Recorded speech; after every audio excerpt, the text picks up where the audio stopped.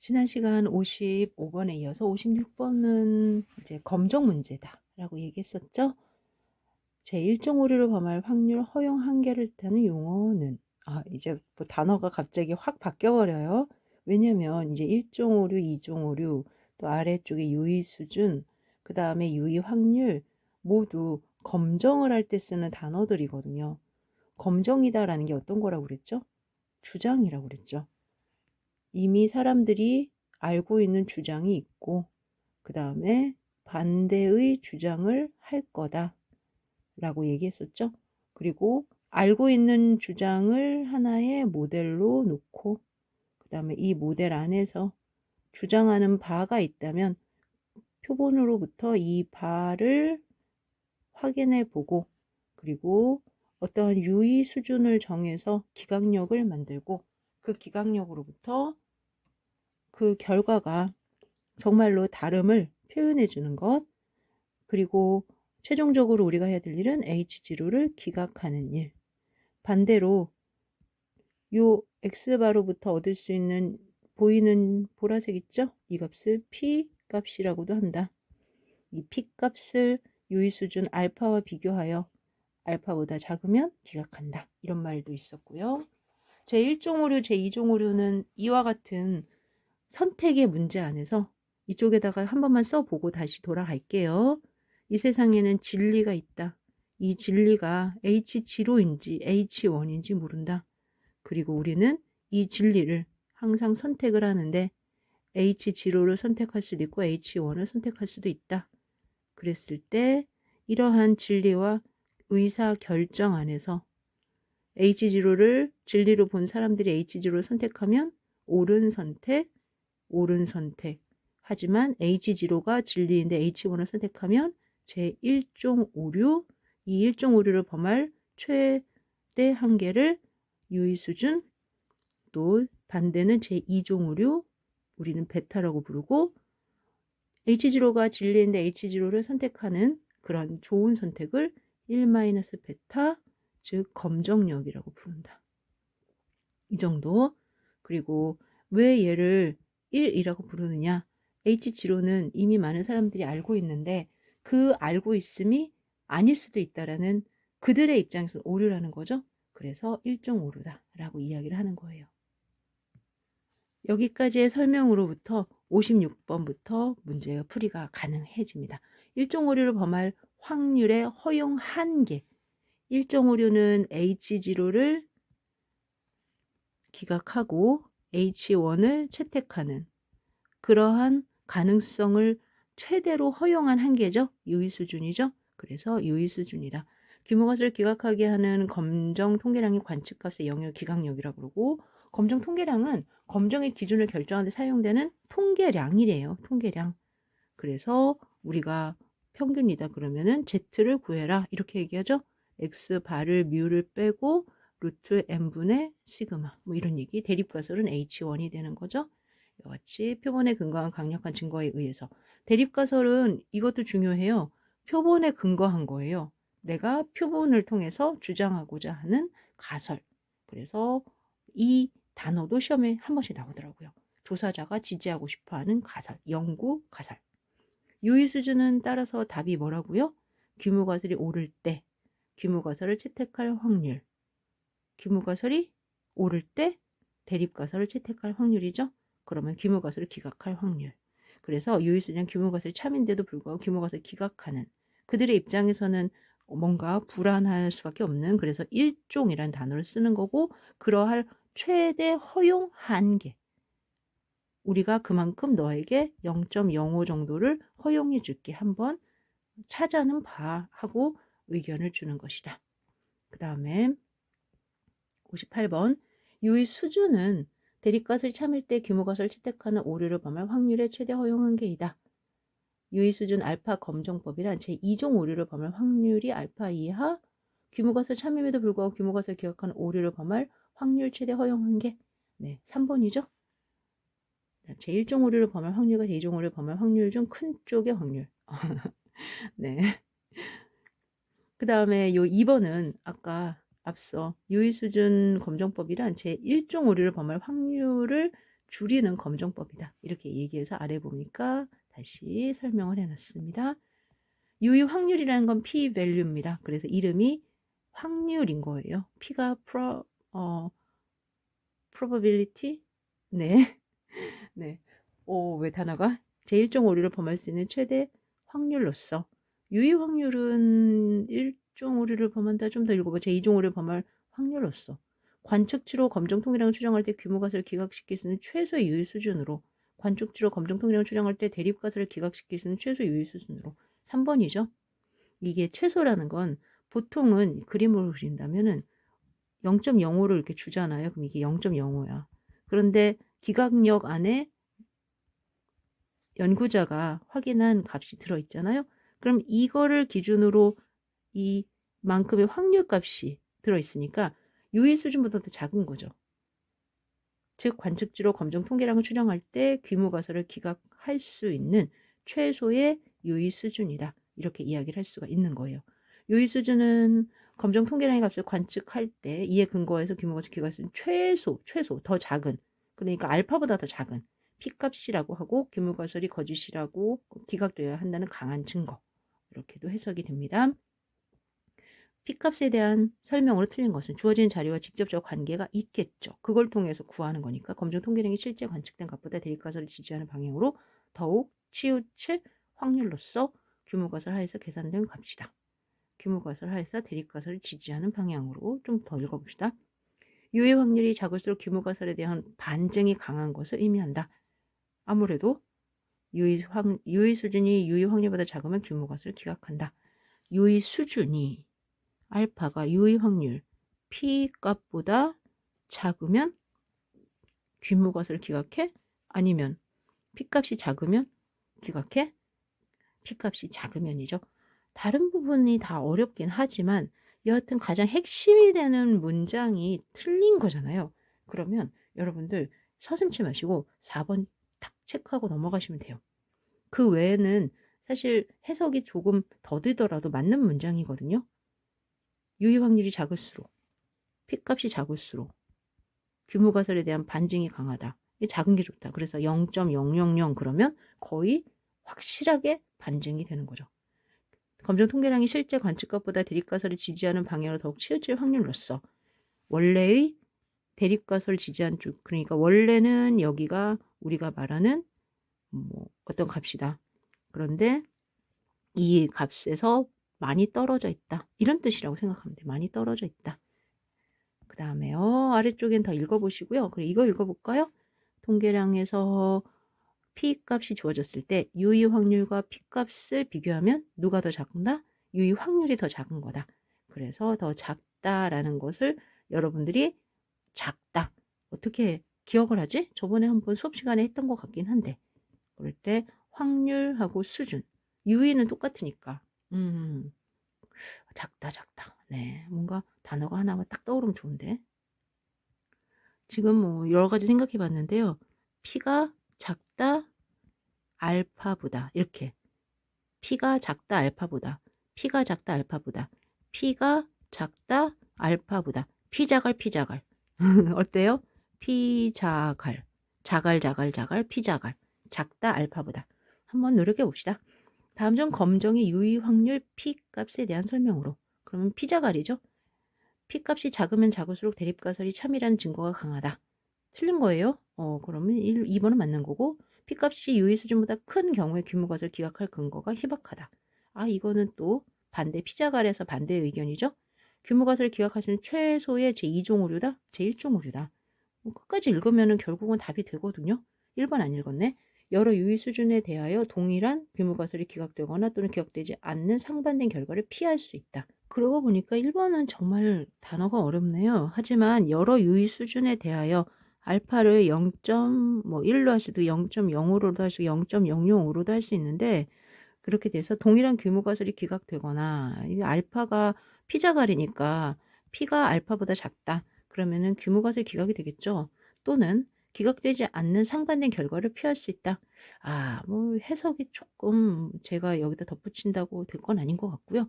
중요한 건 4번은 분명히 틀렸어요. 규모가설을 기각할 수 있는 최소의 제1 일종 오류라라고 얘기하는 게 맞고요. 그리고 나니까 아차 합니다. 너무 죄송합니다. 여기 답이 네, 요거 틀렸습니다. 61번의 답은 3번이 아니라 4번이 맞습니다. 틀린 거잖아요. 우리 P값이 유의수준보다 크면은 규모가설을 기각할 근거가 희박하다 맞죠? 아차 죄송합니다. 61번의 답은 3번이 아니라 4번이다. 그거에 비해서 위에 있는 60번의 답은 4번 맞습니다. 여러분들 61번의 답은 3번이 아니라 4번입니다. 4번. 그 다음에 62번 가설검정 시 유의 수준과 유의 확률과 유의 수준에 대한 설명으로 맞는 것은 그러니까 P자갈만 좀 잘 알고 있으면 될 것 같아요. P자갈, P자갈, P자갈 작다. 그러면 P는 유의 확률 이럴 때 뭐 하기 위한 거냐? 규모가설을 기각하기 위한 거죠. 연구자가 봐야 되는 건 P자갈인 거죠. 그래서 1번 이렇게 되고요. 나머지는 있을 수 없고 63번 어떤 가설검정에서 유의 수준이 0.04일 때 유의 확률이 그러면 유의 확률 0.04다라는 건 확률값이에요. 이 확률값이 0.044다. 0.05보다 이게 전체가 0.05라면 이 0.05보다 작은 거죠? 이렇게 보는 거죠. 그러면 규모가설이 유의 수준 1%와 5%에서 모두 기각할 수 있다. 1%, 5%라는 게 지금 보이는 이게 5%. 그 다음에 1%는 조금 더 가서 여쯤에 있어야 될 것 같아요. 여기 1%, 0.01, 1% 이렇게 본다면 1% 입장에서는 기각할 수 없고 5% 입장에서 기각할 수 있는 상황인 거잖아요. 따라서 3번 읽어볼까요? 규모가설 유의수준 1%에서 기각할 수 있으나 5%에서는 기각할 수 없다. 반대겠네요. 규모가설 유의수준 1%에서는 기각할 수 없으나 5%에서는 기각할 수 있다. 우리는 5%에서 주어진 문제를 해결하는 것이 기각이 되는 거겠죠. 아래 보니까 0.044를 기준으로 0.0과 0.05 사이에 있는데 핵심은 뭐냐? 이렇게 작아야 P자갈이 돼야 결국은 규모가설을 기각하게 되는 겁니다. 따라서 5%에서만 기각할 수 있다. 이렇게 표시를 해주고 넘어가겠습니다. 규모가설 참여에도 불구하고 이를 기각하는 결정을 내리는 오류, 제1종 오류, 제1종 오류 계속 생각하세요. H0, H1, H0, H1 이렇게 생각을 하시고요. 아래 보면서 다시 할까요? 여기도 나오지만 H0, H1, H0, H1 이렇게 하고요. 옳다, 옳지 않다 이거에서 옳은 거 2개 빼시고요. 옳지 않은 거 1, 2 이렇게 구별하시면서 규모가설 참여임에도 불구하고 이를 기각하여 결정을 내리는 오류 계속 이렇게 확인하는 게 제일 좋습니다. 제1종 오류는 참이 아닌 규모가설을 기각하지 않을 경우 참인 규모가설을 기각하지 않을 경우 참이 아닌 규모가설을 기각할 경우 참인 규모가설을 기각할 경우 4번이죠. 굉장히 복잡하죠. 그래서 이 글을 읽으실 때 우선은 제1종 오류는 H0가 참이다. 그리고 H1을 선택한다. 이렇게 되면은 결국 H0를 기각한다. 이렇게 되는 거죠. 그래서 이 단어에 여러분들이 잘 흐름을 보셔야 될 것 같습니다. 규모가설이 참임에도 불구하고 규모가설을 기각했다라는 건 얘를 채택했다. H0를 기각했다. 이런 뜻이죠. 그래서 유의 수준이 되는 건데 유의 수준을 우리는 다른 말로 제1종 오류를 범할 확률이라고 이야기하죠. 그 다음에 제1종 오류와 제2종을 범할 확률을 각각 알파 베타로 갈 때 다음 중 옳은 것은 꼭 기억하세요. 어느 것도 동시에 줄일 수 없다. 근데요, 저는 이 알파 베타를 교수님의 말씀으로 이해를 했지만 혹시 그림으로도 표현이 되나요? 네. 우선 H0를 기준으로 제가 이렇게 그림을 하나 그렸고요. 반대쪽에 H1을 기준으로 제가 그림을 이렇게 하나를 그릴 거예요. 그러면 보통 알파라는 게 뭐냐면 유의 수준이잖아요. 0.05. 여기 0.05예요. 이걸 기준으로 파란색 요만큼의 확률이 되는 이 부분 이걸 알파라고 하는 거예요. 그럼 베타는 뭐냐? 베타는 반대거든요. H1이 참인데 H0를 선택하는 경우잖아요. 그럴 때는 바로 이 기호를 그대로 중간에 두고 이걸 그대로 중간에 두고 이쪽으로 이렇게 표시를 하세요. 다른 색깔로 해드릴게요. 이쪽으로 표시를 하세요. 이렇게. 그러면은 이거는 H1을 기준으로 반대쪽에 주장을 얘기하는 거예요. 이게 베타예요. 아마 이런 비슷한 그림을 보신 적 있을 거예요. 그랬을 때 제가 난 0.05가 너무 작은 것 같아서 얘를 조금 더 왼쪽으로 바꾸고 싶어. 그래서 이쪽으로 이렇게 바꾸잖아요. 0.0을 좀 더 키웠잖아요. 그러면은 동시에 파란색은 이렇게 늘어났겠죠. 파란색은. 그런데 보라색은 줄어들었죠, 많이. 그래서 동시에 줄일 수 있는 방법은 없어요. 한쪽이 오른쪽으로 가면 왼쪽이, 또 왼쪽으로 가면 오른쪽 이렇게 됩니다. 그래서 늘 주어진 표본에서 알파, 베타를 동시에 줄일 수 없다. 그러면 연구자는 제1종 오류와 2종 오류를 둘 다 피할 수 없고 한쪽을 선택해야 되는데 뭘 선택하는 게 좋으냐? 우선 1종 오류를 선택합니다. H0를 최대한 보완을 하는 게 우리가 의무 같은 거거든요. 그리고 이거는 동시에 줄일 수 없다라는 해석이 제일 맞는데 한편으로는 알파, 베타는 반비례 관계로 동시에 줄일 수 없다. 이게 반비례 관계란 말을 쓸 때도 있더라고요. 수학적으로는 옳지 않습니다. 반비례라는 해석은 맞잖아요. 하지만 그렇게 통용되는 경우가 있어서 참고하시면 좋을 것 같습니다. 가설 검정 시 대립가설이 사실인 상황에서 귀무가설을 기각할 확률을 그러면 H0가 사실이래요. 그리고 귀무가설을 기각한대요. 이 말은 뭐예요? H0를 채택한다 이런 뜻이죠. H1을 채택한다 이런 뜻이죠. 그래서 H1 대립가설이 사실일 때 H1을 채택한다. 이렇게 강력하게 내가 원하는 주장이 연구자가 원하는 주장이 드디어 채택이 됐어요. 뭐라고 얘기한다? 검정력. 그래서 검정력은 H1이 참여야 하고 주장을 했을 때 H1을 채택하는 것. 그럼 반대로 H0를 기각하는 것. 연구자가 하고자 하는 일이 이 일이다 라는 겁니다. 검정력에 대한 설명으로 옳은 것은 참인 귀무가설을 채택할 확률이다. 거짓인 귀무가설을 채택할 확률이다. 귀무가설 참임에도 불구하고 이를 기각시킬 확률이다. 대립가설이 참일 때 귀무가설을 기각시킬 확률이다. 4번이죠.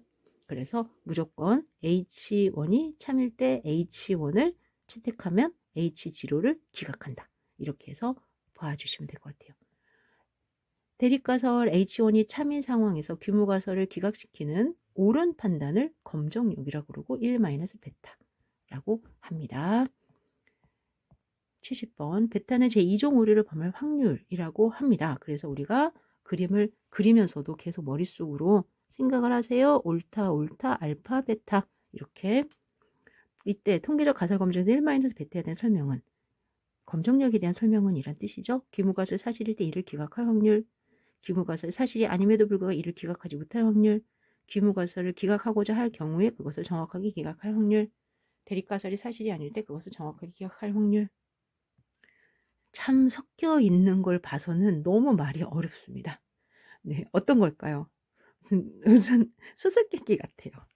3번 귀무가설을 기각해야 할 경우에 연구자가 하는 일이잖아요. 연구자는 귀무가설을 기각하고 싶거든요. 그런데 그걸 정확하게 기각을 했어요. 그러면 네, H0를 주장을 했고 H0가 이제 선택이 되도록 H1이 선택이 되도록 H0를 기각한 거죠. 아유, 저도 왔다리 이렇게 얘기를 하고 있습니다. 70번은 3번이 답이 되는 거죠. 그 다음에 가설 검정에서 옳은 것은 귀무가설의 연구 가설로서 새로운 주장을 의미한다. 응? 네. 유의수 주제가 일어날 가능성이 희박하다고 생각되는 확률 수준으로 귀무가설을 기각하는 그러면은 유의 수준이라는 거랑 유의 확률이랑 잘 비교를 하셔야 될 것 같습니다. 그럴 때 유의 수준이란 또는 유의 확률이란 이렇게 되는데요. 일어날 가능성이 희박하다고 생각되는 확률 수준으로 귀무가설을 기각하는 기준이 된다. 요건 맞거든요. 근데 일어날 가능성이 희박하다고 생각되는 요거 조금 다시 한번 읽어볼게요. 3번 양측 검정은 기각력이 양쪽으로 나누어진 저 검정 통계량이 너무 크거나 작은 경우 대립가설을 기각하게 될 것이다. 귀무가설을 기각하게 되는 거죠. 유의 수준은 대립가설이 참임에도 이를 잘못 기각하는 오류를 저지를 확률의 최소값이다. 대립가설이 참인데도 이를 기각한다? 아니면 귀무가설이 참인데 이를 기각한다. 어떤 거죠? 그렇죠. 귀무가설이. 따라서 답은 2번이 됩니다. 아래쪽에 보니까 2번과 관련해서 유의 수준에 대한 설명이 들어있는데 제1종 오류를 범할 확률의 최대 허용 한계로 연구가설이 일어날 가능성이 희박하다고 생각되는 확률 수준. 그러니까 귀무가설 입장에서는 야 거의 연구가설 일어날 수 없어. 5%, 1% 이렇게 되는 거죠. 하지만 우리가 그거의 희박함을 극복하고 귀무가설을 기각하게 된 기준이 되는 거거든요. 그래서 2번도 읽으실 때 이렇게도 읽을 수 있구나 라는 거를 한번 보시면 될 것 같습니다. 가설 검정에 관련된 용어입니다. 유의 수준이란 제1종 오류를 범할 확률 최대 허용 한계 맞고요. 검정력 함수란 귀무 가설을 채택할 확률을 모수의 함수로 나타낸 것이다. 귀무 가설을 채택하는 게 검정력이라는 관계입니까? 검정력은 귀무 가설을 기각하고 H1에 관심을 갖도록 아이디어를 갖는 것, H0를 기각하는 것. 이거 아닐까요? 같은 말이죠. 그래서 지금 나머지 제2종 오류란 대립가설이 참임에도 불구하고 귀무가설을 기각하지 못하는 오류. 이종 오류는 대립가설이 참인데 귀무가설을 여전히 끌고 있는 거죠. 유의 확률은 검정 통계량의 관측값에서 귀무가설을 기각하실 최소의 유의 수준. 유의 수준보다 더 작은 거라서 그래요. 그래서 최소의 유의 수준이다. 이렇게 이야기하는 게 맞습니다. 그러면 2번이 틀렸구나. 이렇게 볼 수가 있어요. 통계적 가설 검정에 대한 설명으로 틀린 것은 유의 수준은 제1종 오류를 범할 확률의 최대 허용 한계를 말한다. 맞고 기각력은 귀무가설을 기각하게 된 검정 통계량 관측값의 영역이다. 정의가 맞죠? 귀무가설은 표본에 근거한 강력한 증거에 의하여 입증하고자 하는 가설이다. 제가 앞서 얘기했었죠? 표본에 근거한 강력한 증거에 의해서 입증하고자 하는 가설은 뭐다? 대립가설이다. 귀무가설이 아니다 그랬습니다. 따라서 대립가설이다. 이렇게 쓰셔야지 맞겠죠? 제2종 오류는 대립가설이 참임에도 불구하고 귀무가설을 기각하지 못하는 오류이다. 맞습니다. 아래 해설. 대립가설, 연구가설은 표본에 근거한 강력한 증거에 의해서 입증하고자 하는 가설이다. 그러니까 연구자가 표본을 뽑아서 확인을 하게 되는 거죠. 귀무가설은 대립가설이 타당한 것으로 볼 수 없을 때 저절로 원래로 또는 현재 믿어지는 가설로 돌아가라. 그래서 귀무라고 했잖아요. 없었던 것으로 돌아갑시다. 라는 가설이다. 라는 거죠. 다음 중 가설 검증에 하는 설명으로 옳지 않은 것. 일반적으로 표본 자료에 의해서 입증하고자 하는 가설을 대립가설로 세운다. 표본 자료에 의해서 대립가설 이제는 맞네요. 제1종 오류, 2종 오류 중 더 심각한 오류 제1종 오류다. 그렇게 사회에서 보고 있습니다. 2종 오류, 1종 오류 둘 다 심각합니다. 그렇게 안 해야 되겠죠. 하지만 1종 오류가 조금 더 심각하다고 우선은 받아들이고 있습니다. P값이 유의수준보다 크면 귀무가설을 기각한다. 다시 뭐예요? 피자갈. 네. 유의 수준을 R이라고 하잖아. 알파. 그래서 피작 알파. 양측 검정으로 유의하지 않은 자료라 단적 검정에 의해서 유의할 수 있다. 이 부분에 대해서는 여러분들이 한번 그림으로 조금만 설명을 해볼게요. 그러니까 단측 검정이면 이미 유의 수준을 한쪽으로 다 몰아서 얘기를 하는데 양측 검증이면 0.025만 필요하잖아요. 따라서 제가 구한 어떤 Z지로 표현이 바꾼 게 이 값과 이 값 사이에 있으면 알파일 때는 단측 검정일 때는 기각이 되는데 양측 검정일 때 기각이 안 되는 거죠. 이러한 상황을 봤다면 양측 검정을 단측 검정으로 바꾸는 겁니다. 양측 검정을 유의하지 않은 자료라도 단측 검정을 하면 유의할 수도 있어요. 우선은 피자갈 기억해 주시고요. 다음 설명 중 틀린 것은 제2종 오류가 작아지면 검정력이 증가한다. 제2종 오류가 작아진다라는 게 무슨 뜻일까요? 1 베타죠. 그리고 검정력은 1 마이너스 베타죠. 베타가 작아지면 검정력은 커지겠죠. 그러면 증가한다. 이 말이 수학적으로 맞는 거죠. 신뢰 수준과 유의 수준의 합은 1이다. 신뢰 수준과 유의 수준? 글쎄요. 이게 의미하는 바를 다시 한번 보긴 해야 되는데 잠시. 기각력의 범위와 위치는 대립가설의 형태와 유의 수준의 크기로 결정된다. 기각력의 범위와 위치라는 거는 제가 알파를 두고 기각력을 만드는 거죠. 알파. 그럴 때 유의 수준이 뭐냐에 따라서 이들의 크기와 범위가 바뀔 수 있을까요? 유의 확률이 유의 수준보다 크면 귀무가설을 기각한다. 작으면 피자갈. 작으면. 그러면 교수님 2번은 무슨 말입니까? 신뢰 수준이라는 거는 보통 우리가 1-알파라고 앞에서 이야기를 했어요. 그리고 얘를 곱하기 100을 해서 퍼센트를 만들거든요. 유의 수준은 보통 알파라고 부르죠. 그래서 알파가 0.05, 그럼 1-알파는 0.95, 여기에 100을 곱해서 95% 신뢰 구간을 구하라. 이런 이야기를 계속 쓰잖아요. 어쩌면 그러한 설명인 것 같아요. 수학적으로 신뢰 수준과 유의 수준을 더해서 1이 된다 이렇게는 이야기하지 않습니다. 하지만 유의 수준이 알파이면 신뢰 수준이 1-알파로 계산하는 문제로서는 해석이 가능하다 이렇게 보실 수가 있어요. 여하튼 이 또한 피자갈 그렇지. 그 다음에 다음 중 가설 검정에 하는 설명으로 옳은 것은 제2종 오류를 유의 수준이라고 한다. 제2종 오류야? 1종 오류야? 유의 수준이 커질수록 기각력은 넓어진다? 유의 수준이 커진다는 건 0.05에서 0.0 커지는 거니까 0.10 이렇게 바꿀까요? 그러면은 확률이 커진다는 거잖아요. 0.1 또 0.025 그러면은 그들의 확률이 커지면 기각력은 넓어질까요? 그러네요.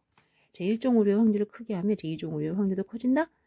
그게 안 된다고 그랬죠. 그래서 둘은 서로 크거나 작아지나 이렇게 그 해설을 보면은 반비례 관계 있다. 제가 이렇게 말하는 건 수학적으로는 옳지 않지만 여하튼 크면 작아지고 작으면 커지니까 그렇게 얘기하자. 이렇게 얘기했습니다.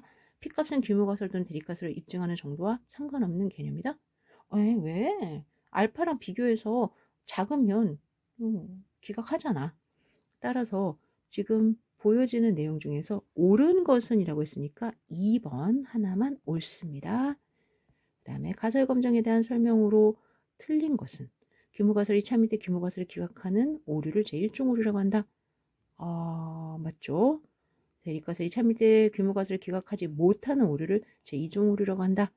맞고요. 유의수준 1%에서 규모가설을 기각하면 유의수준 5%에서도 규모가설을 기각할 수 있다. 1%에서 기각한다는 건 무슨 말이에요?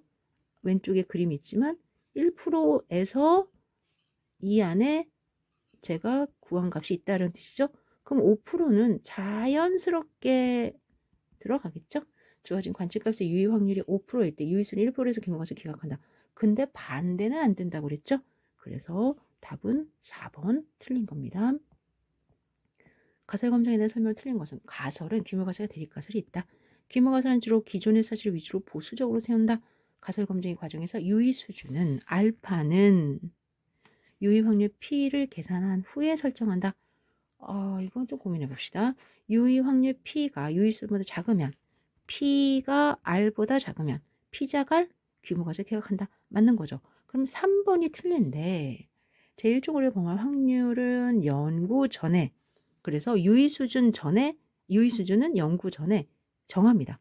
0.05에서 한번 연구해 봅시다. 그런데 P 유의 확률은 제가 검정 통계량을 계산하면 생기는 거잖아요. 그래서 검정 통계량을 계산하면 생기는 것 저 후에 유의 수준을 정한다. 그게 가능한가? 그럴 수도 있고 아닐 수도 있는데 보통은 3번은 해설에 있는 것처럼 연구 전에 유의 수준을 선택하는 걸로 저도 알고 있고 여러분들도 알고 계실 겁니다. 통계의 가설의 기각 여부를 판정하는 가설 검증에 대한 설명으로 맞는 것은 표본으로부터 확실한 근거에 의해서 입증하고자 하는 가설을 규모가설이라고 한다. 규모가설인데 표본이라고? 연구가설이겠죠? 유의 수준은 제2종 오류를 범할, 제1종 오류를 범할 최대 허용 한계다. 대립가설을 채택하게 하는 검정 통계량의 영역을 채택력이라고 한다. 대립가설을 채택한다, 채택력. 우선은 4번 대립가설이 옳은데도 규모가설을 채택함으로써 범하게 되는 오류를 제2종 오류라고 한다. 그래서 여기까지. 지금 4번은 분명히 맞는데 3번은 뭐지? 대립가설을 채택하게 한다라는 말이 무슨 말이에요? 규모가설을 기각하게 한다라는 말이죠? 그럴 때 검정통의 영역을 기각력이라고 한다. 이렇게 되죠? 마지막에 있는 말은 원래 2종 오류의 정의이고요. 이렇게 말들이 참 많이 섞여 있으면 헷갈려요. 규모가설, 대립가설 세우는 것부터 들어갑시다. 규모가설은 무조건 눈으로 세워주세요 라고 얘기했어요. 이거는 정해주세요. 그리고 현재 취업률을 높인다는 주장이 있다 그러면 크다 이렇게 보시면서 3번 진통제 비교하고 있습니다. 그럴 때 30분 이상이라고 주장한다는 건 30분보다 크다를 주장하고자 하는 거죠. 그러면 그 반대는 30분이다. 이렇게 보시면 될 것 같습니다. 남녀 간 월급 차이가 있다라는 주장을 검증하기 위해서 그러면은 규모가설은 여하튼 차이가 없다, 같다 이렇게 봐야 되겠죠. 무조건 눈으로 갑니다. 국회의원 후보 A에 대한 청년 지지층 P1과 P2 그들의 차이가 6.6으로 알려져 있다. 규모가설은 그러면은 0.066이다 하고 는으로 쓰시고요. 그 다음에 이상하다. 내가 지지율 차이를 보니까 3.3인데 줄어들 것 같거든. 그러면 줄어든다. 이렇게 해서 동그라미 4번으로서 여러분들이 이 의견을 이야기를 하시면 될 것 같습니다. 그 다음에 84번은 정규 모집단으로부터 X바를 계산했고 S제곱을 계산했을 때 통계량 이렇게 생긴 거 여러분들 이거 어디서 봤죠? 앞서 한번 봤죠. 바로 X바를 기준으로 뮤를 기준으로 X바가 얼마큼 떨어져 있느냐 그리고 그들의 분포를 얘기하는 거잖아요. 그랬을 때 이들의 통계량은 1번 Z 통계량도 될 수 있고 또 Z 값을 이용하는 분포도 될 수 있고 그 다음에 T의 n-1도 될 수 있고 두 가지가 있는데 현재 답을 보니까 Z 분포는 안 보여요. 그러면 T 분포가 가능하다. 그리고 T 분포가 될 때는 자유도가 n-1이다. 다른 조건 하나 더 있다면 S를 사용하고 있다.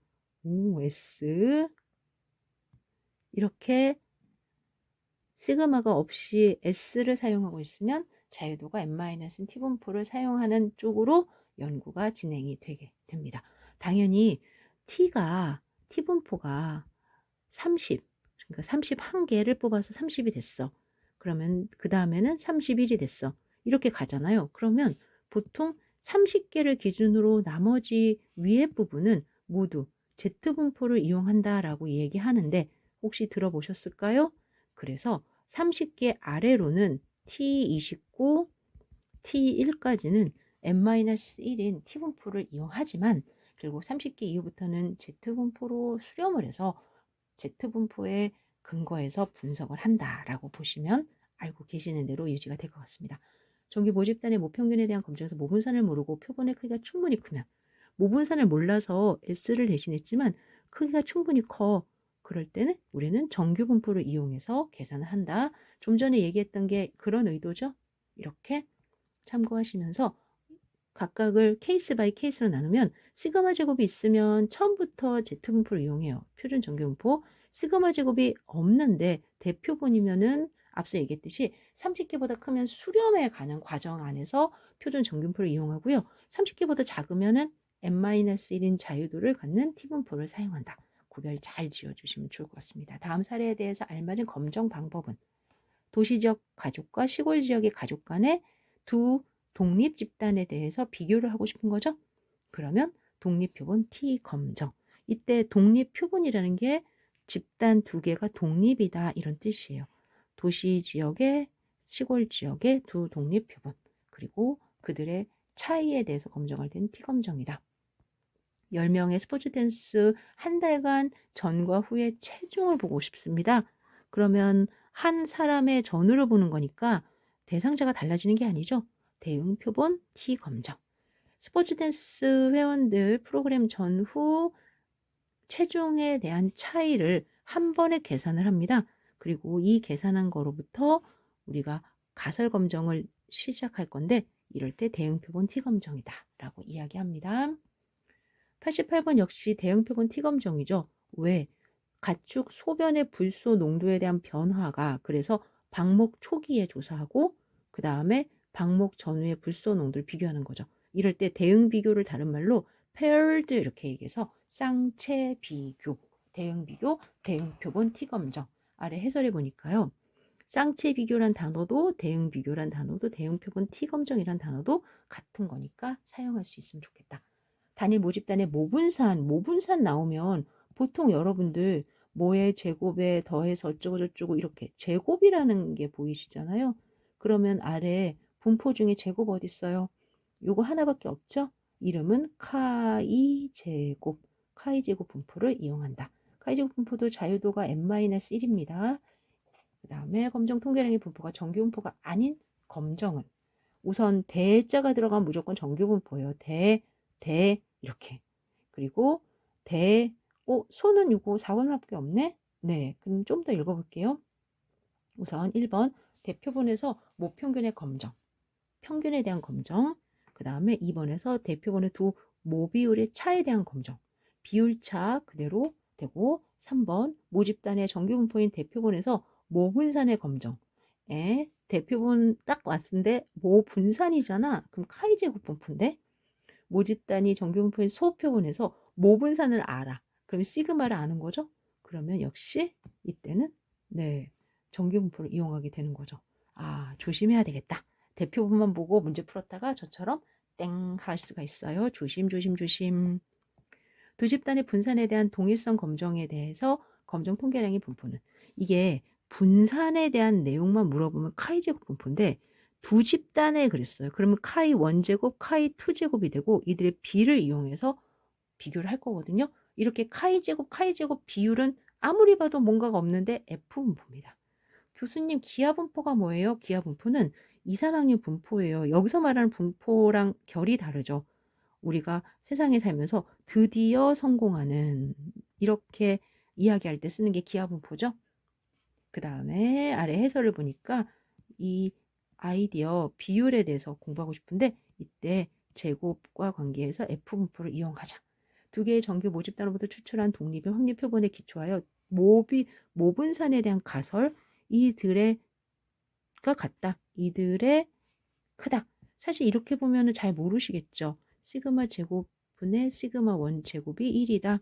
시그마 2 제곱분의 시그마 1 제곱이 1보다 크다. 이렇게 가면 이해가 되실까요? F 검정. 그래서 위에서 했던 내용 그대로 들어갑니다. 같은 종류의 강판을 제조하는 두 대의 기계가 있습니다. 각각의 기계가 만들어낸 강판의 두께는 정균포이고요. 이 두 개로부터 강판을 두께를 비교하는데 가설 검정은 문제를 읽어보면 두 집단을 비교하는 것 같고 그런데 강판의 두께를 일정하게 만드는지에 대한 가설 검정이거든요. 일정하다는 게 뭐예요? 그러니까 평균을 기준으로 그들이 퍼짐률이 좀 적다 이렇게 해석할 수 있죠. 그런데 어느 기가가 더 퍼짐률이 적다고 할 수 있느냐? 그러니까 이 집단 하나와 또 다른 집단 하나의 분산에 대한 비교가 좀 있었으면 좋겠다. 이러한 해석으로 92번, 91번 같은 내용의 다른 표현임이 확인이 됩니다. 그래서 답은 F분포가 됩니다. 강판의 두께가 일정하다는 의미는 강판의 분산과 관계가 되고 두 대의 기계로부터 제조된 강판의 두께가 일정한지를 비교해야 하므로 두 분산의 비에 대한 가설 검증이 진행된다. 이렇게 보실 수가 있습니다. 여러분들 94번까지 하고 잠시 쉴게요. 집단 A에서 크기 NA와 그 다음에 집단의 3포를 비교한다. 3포 들어가고 두 집단이에요. 그러면 무조건 비율로 가셔야 돼요. 지금 왼쪽에 풀었던 문제의 연장선처럼 보시면 된다라는 거죠. 집단의 3포란 자료가 얼마나 어떻게 퍼져 있는가를 나타내는 척도로 표준 편차가 대표적인데 두 집단을 비교할 때는 꼭 비율로 갑니다. 나눗셈으로 비교하는 것이 적합하다라는 것 잊어버리지 마시고요. 이제 여기서부터 직접 검정을 하는 시간을 갖도록 하겠습니다.